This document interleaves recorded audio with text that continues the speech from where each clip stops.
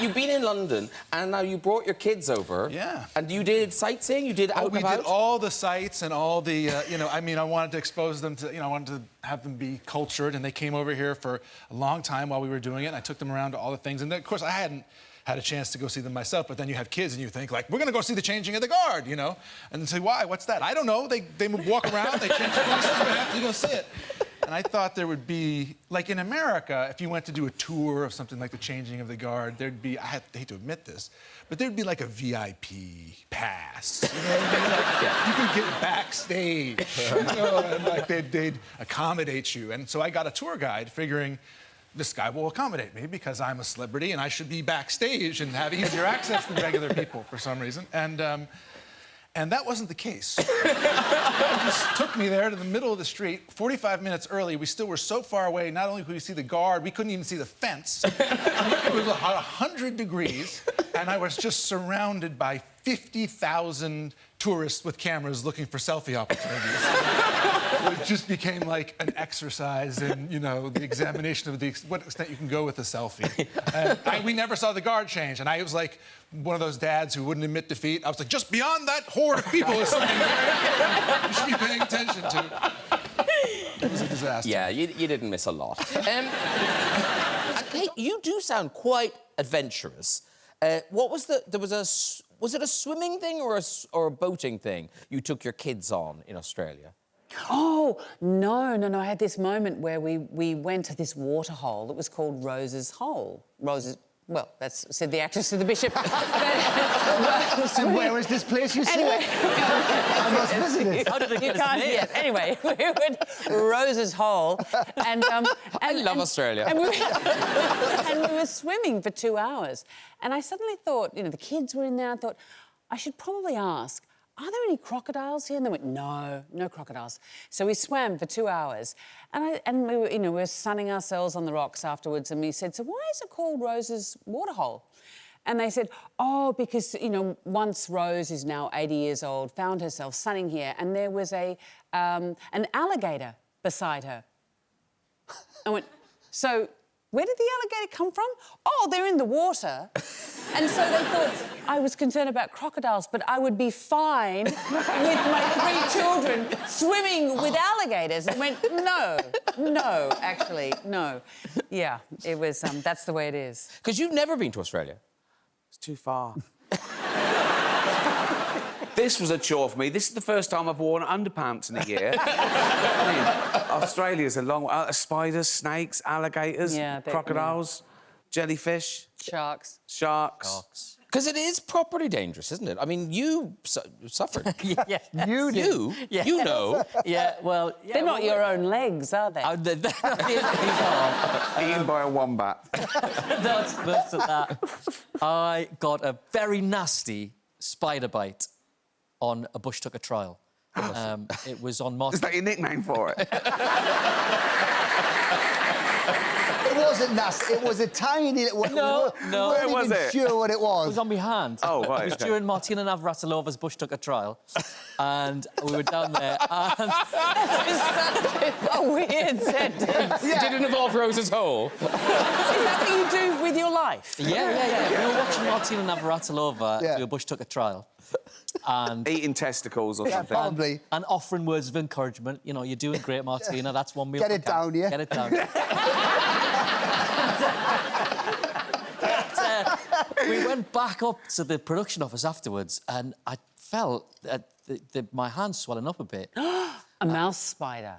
It could have been. It could have been. So then, anyway, I went home that day and... and he went in the next day. I went home that day, it kept getting worse.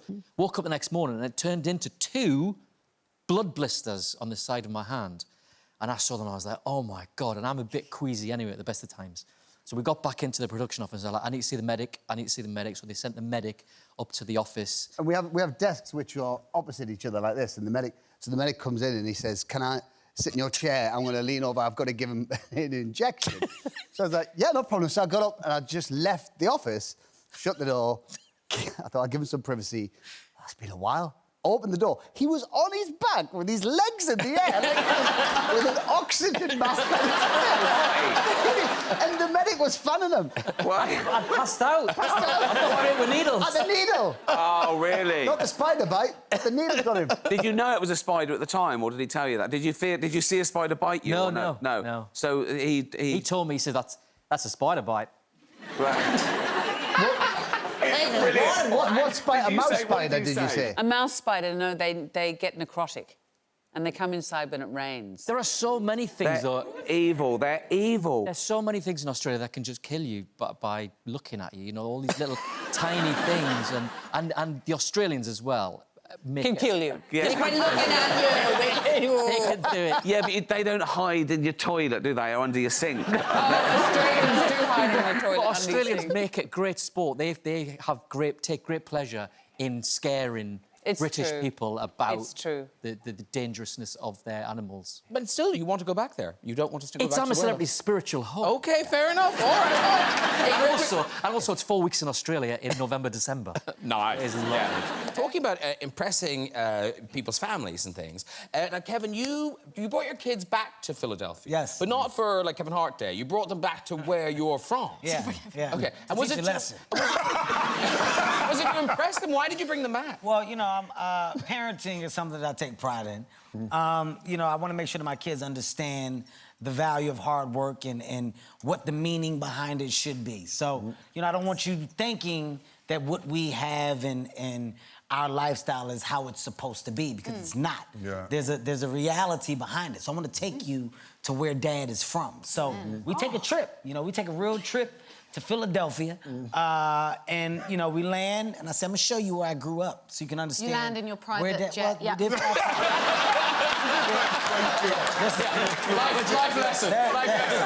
Listen, every lesson has a moment of disbelief. Just follow me for a second. I'm with you. I'm with you. The lesson didn't start till we got off the plane. Obvious. When we got in the car and started driving through the neighborhood where I was from. Then that's where the lesson. That's where the lesson started. Where are you from? So we pull up to my place, and you know, I give this long speech. It's like a moment. Like, it's like 7 a.m. I got there when nobody would be there. And I'm like, look, I didn't have, okay? Yeah. Look, this is all this is the grass. See this little thing? It's all the grass we had. I had to sit on the step. I waited for the bus here. I walked 2.5 miles to get from here to where I had to go to meet my mom. Yeah. This was not a situation that you were comfortable in. And I get done, and my kids are like, we want to live here!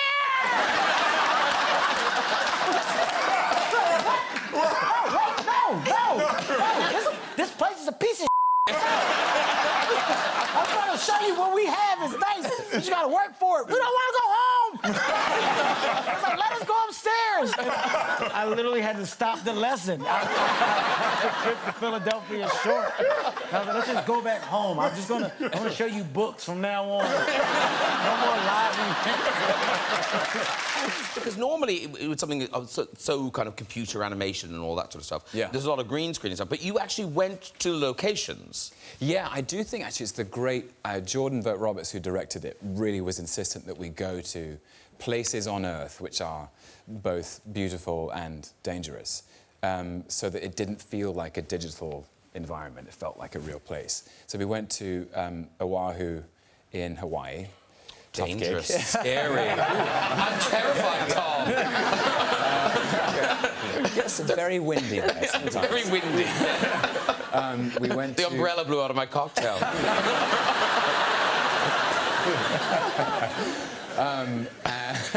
We went to Queensland in Australia. That's scarier, I'll give you that. Yeah. There are rainforests there, and they have the most, all the most dangerous animals in the world are in the state of Queensland in Australia. Yeah, crazy. Yeah, snakes, spiders. Some of Queens are going, yeah! I escaped. You know, and you'd see the funnel web spiders starting to... Jesus. It's like scary. No. Honestly, the people say come to Australia. They've got the. You're right. They've got the most poisonous spiders, snakes, jellyfish, sharks, crocodiles, and they walk around in flip-flops. Yeah. And I think. No. That's why Little all the Britain men is look so like Chris Hemsworth. wonderful. They have to. They have to look They're like fighting for their lives. Yeah. Because tell me now, because where is your... you've adopted an animal? Yeah. Oh, yeah, that. No, I adopted a cheetah, actually, when I was in Kenya. Okay. Wow. Yeah, a little baby cheetah. Pretty cute. There we go. Oh! Actually, in fairness, that is very cute. That's Very, very very cute. cute. Yeah. Tried to bring him to London, said it wasn't possible.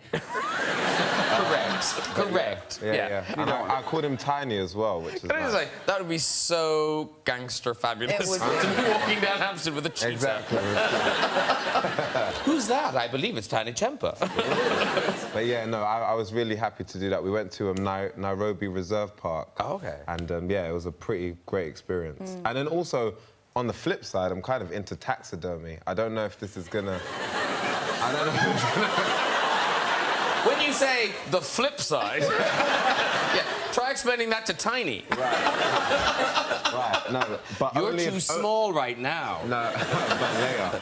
No, only if they say that they've like ever died of natural causes. But to be honest, I don't know what it is. I think it's just maybe African roots or whatever. But I really love the idea of being surrounded by exotic animals. So in my house, I have like a zebra, and I have a giraffe as well.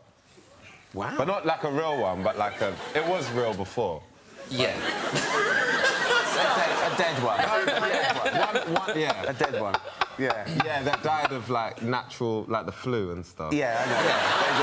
They do. A sore throat. I'd say a sore throat with a giraffe is serious. It's Can really. be fatal. It's really bad.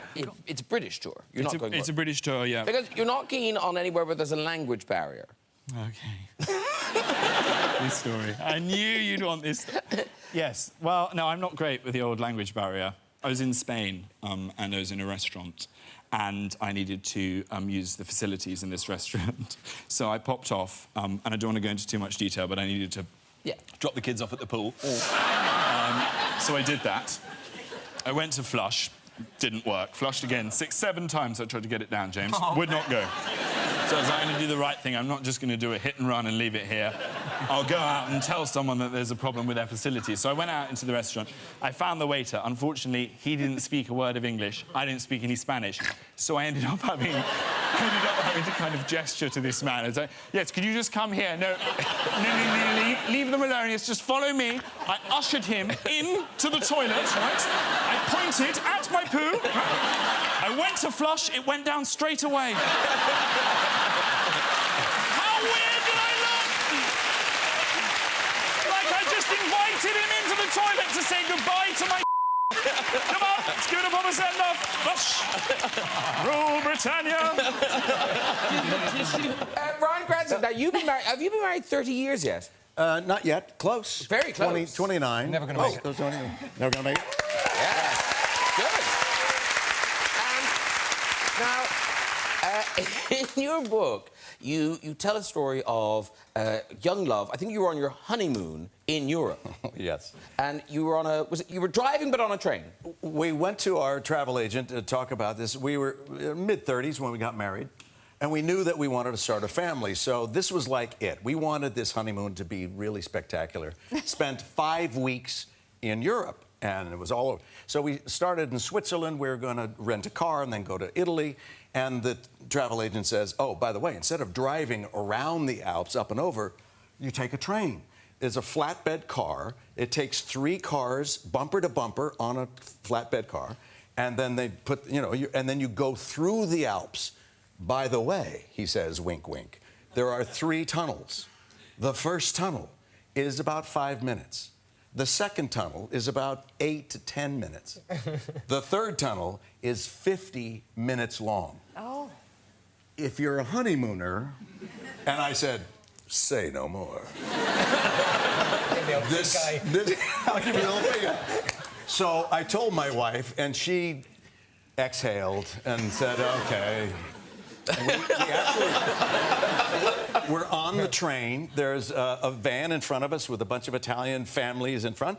And behind us, I mean, as close as you are, I can see the people behind us. 2 Italian couples.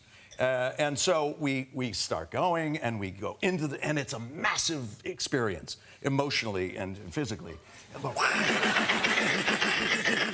And the wind is whipping through, and it's pitch dark. You cannot see anything. Wow. And it's fascinating. And we come out of the tunnel into the station, and I say to Robin, that's one. We go up, we start again, we go through the second. Pitch dark, can't see anything. We come out of it, that's two. And she's like, oh, God. We start the third tunnel, wait till it's absolutely pitch dark. Here we go. It's a small rental with a stick shift, and I'm like trying to get my trousers off. She's trying to lower her chair, and we can't see anything. You cannot see anything, so it's all by feel. And it's like, what's that? Awesome. And amazing. One thing I learned for sure is that never be completely nude when transferring from one seat over the stick shifter. Keep your trousers on and do it afterward. Then decant. But, you know. See, funny, I would recommend it, but that's... Sorry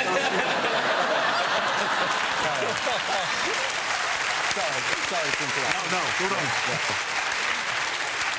So we are in flagrante, as they say, and I don't know where to put my hands or something, and my wife is just, come on, just, you know. Now, what's happening is that my eyes are adjusting. I can see her profile. She's a beautiful woman. Love her with all my heart. And I can see her, and it's her pretty face, and it's great. And I think the eyes are getting... No, the eyes aren't getting used to total pitch black. What happened is that we were coming to a station, and we came... Boom! Sunlight, everything. Now imagine I'm like this, right, on top of my... And I can see the two couples, the Italian couples in the car behind us with their wine. And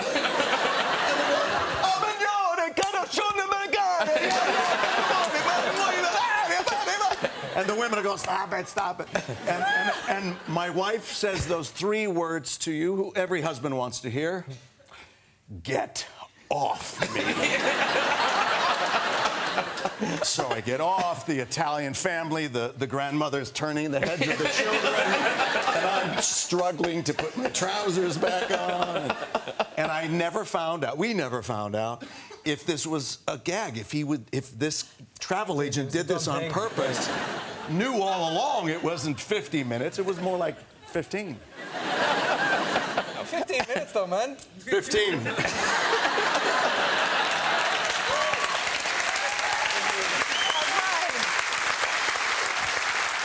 And part of the central, I suppose, story of the book is your marriage to Lord Colin. Yeah, to Colin.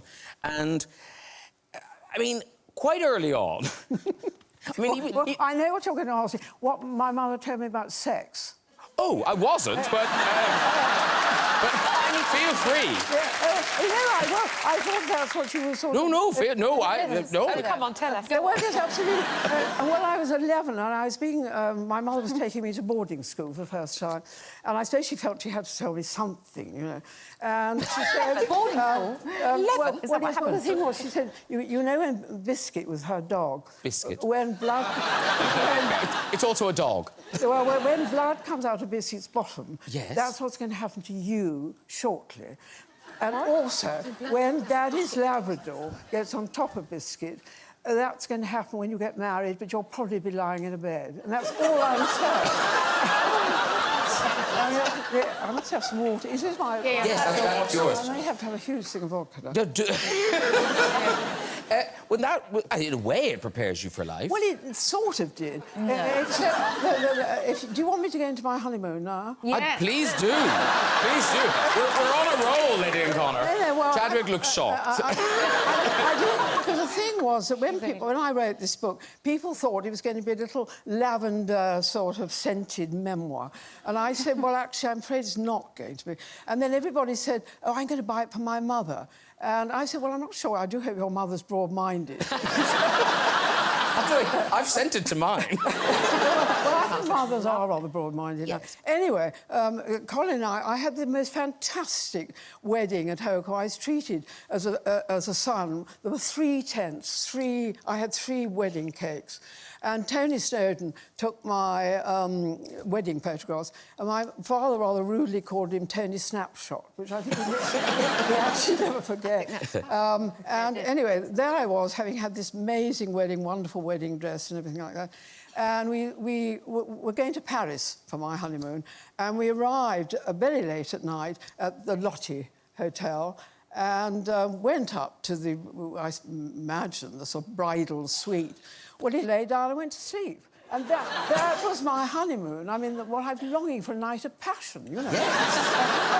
Anyway, so, and then the next day we went to the Louvre or something. And then Colin said, I was frightfully bored by that. And then Colin said, well, I've got a great treat for you. And so I was absolutely thrilled. I thought dinner at the Ritz, you know. And I put on my best dress, all that sort of thing. We got into the car. And I did rather see, I saw the Ritz miles away, but off we went to the outskirts. And we stopped at this really seedy hotel. My heart sank. I thought, up we went to this room, and there were 2 seats. They were wing-backed. Velvet seats. And so I sat, and on the bed were 2 really disgusting people making love. I was sort of squelching about it, and I didn't know what to do. So I sat back in my chair, closed my eyes, and I simply didn't want to look at Colin. I didn't know what he was doing. You know. Anyway, I sat there, and then they kept on saying, would you like to join in? I said, well, look, it's very kind of you, very polite of you. It's terribly kind of you. But I really don't... no, thank you. No. And eventually, thank God, they finished what they were doing. And left the room. And I did say to Colin, I can't think, Colin, why you took me. Why you thought... He said, I thought it might... you know, I was a virgin, you see, because we all were. Hell. And I don't think Colin ever made love to a virgin, because he used to go off to... it was a brothel. Yeah, probably a brothel. You'll know it, Eleanor. You know. Very upmarket brothel. Yeah. So, well, I think it was safe to say Colin was a colourful character. Well, he's... Talking of frightening animals, though, Jodie, you were filming... Where were you? South Africa? Yes, we did a bit, yeah. This was Doctor Who in South Africa? This season, But now you had a proper terrifying encounter, the sort of thing Kevin would not like this. Yes. So, I'll try and speak slowly so that everyone understands. So, we were filming in South Africa, and unbeknownst to me, some of the South African crew had been filming what is known as a sack spider, crawling up and down out of this tree. So, the sack spider's in the tree, they're filming it, filming each other. I've got footage saying, this is terrifying, look how terrifying that is. No one told me. I run out of the building. Everything's a secret, so I can't tell you what building. I run out of the building into the wilderness as this sack spider just crawled down. You got down my face. Shitting me. On the and went ba-ba-ba-ba-ba-ba, and I beep, beep, beep, beep, beep, beep, beep. I absolutely bricked it and cannot repeat what I said. The costume was off, and our first AD, the first assistant director, was English. Pretty casually just picked it up and chucked it as all the South Africans went, no, no, no, no! And then we found out I could have died. Wow. I didn't. It didn't even bite me. But if you Google a sack spider bite, it is awful. So that is a better story. Is it hairy? Is it ugly? It's like got a really big body. And it's got big balls. It's a sack. It's a sack spider. No, it's a sack it's spider. Not that. Like that. Yes, it's a sack spider. Balls. No. Everything has to be explained to you. Like, you just don't understand. Not that sack. It's got poisonous balls. Keep going. know, but it's making the story a bit different. It's different for you. So the spider's balls. But yeah, it was horrific. I was so brave. There's so many things wrong. There's so many things wrong. I know, that's terrible. There's so many things wrong with that whole thing. First of all, I can break it down, okay? Everybody that was taping it in the beginning were white. That's the first thing. Let's get that out. Let's get that out of the way so that it's not a shock. They were white people. Okay, it's fascinating. Oh my God. When it lands on you and you go, oh my God, beep, beep, beep, and you're getting it off of you. People are still taping. They were white. Okay? I'm gonna let you know the whole thing. It's so clear. And then the guy that picked it up, chugged it, he was white. That's the whole problem with this thing. Nobody immediately thought we shouldn't tape it. This could be something. No, it was a tape. It's a spider with big balls. It don't matter what it is. It don't matter what it is. You get out of there. You pack up. We can't shoot today. I'm with Kevin. Thank you. I'm not gonna lie, y'all.